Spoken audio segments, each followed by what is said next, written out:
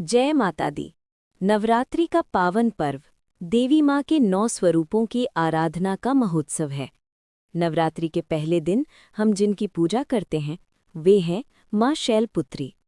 शैलपुत्री यानी पर्वतराज हिमालय की पुत्री। उनका स्वरूप अत्यंत दिव्य है। वे वृषभ पर आरूढ़ रहती हैं। दाएं हाथ में त्रिशूल, बाएं हाथ में कमल पुष्प धारण करती हैं और उनका मुख चंद्रमा के समान शांत व उज्ज्वल है। लेकिन माँ शैलपुत्री की कथा क्या है? आइए जानते हैं। पुराणों में वर्णन आता है कि माँ शैलपुत्री पिछले जन्म में सती थीं। सती दक्ष प्रजापति की कन्या और भगवान शिव की पत्नी थीं।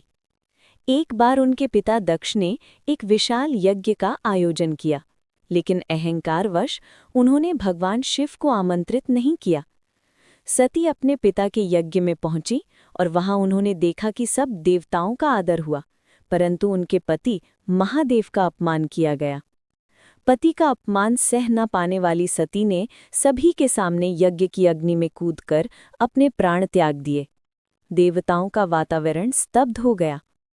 भगवान शिव ने क्रोध में दक्ष का यज्ञ भंग कर दिया।